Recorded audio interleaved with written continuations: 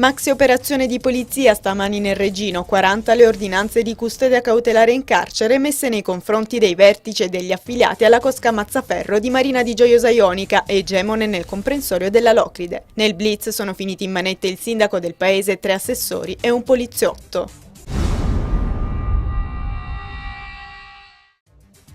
Si è svolto oggi a Crotone un incontro della CGIL per illustrare le ragioni dello sciopero generale di venerdì 6 maggio prossimo. Anche in Calabria lo sciopero avrà la durata di 8 ore e sono previste una serie di manifestazioni pubbliche su base territoriale. Occupazione, riforma del fisco a tutela delle fasce sociali più deboli, alcune delle questioni a base della mobilitazione.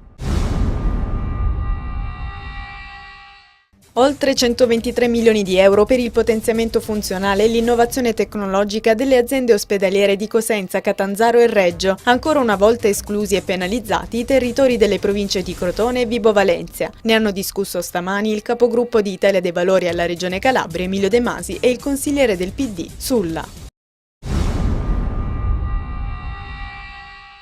Sono stati consegnati ieri sera al Teatro Politeama di Catanzaro i premi Gerbera Gialla 2011 a margine del concerto della banda musicale della Polizia di Stato. In questi giorni è giunto in Calabria il procuratore nazionale antimafia Piero Grasso, che ha presenziato anche all'assegnazione dei riconoscimenti, premiati tra gli altri i PM della DDA di Reggio Calabria e Catanzaro Giuseppe Lombardo e Pierpaolo Bruni.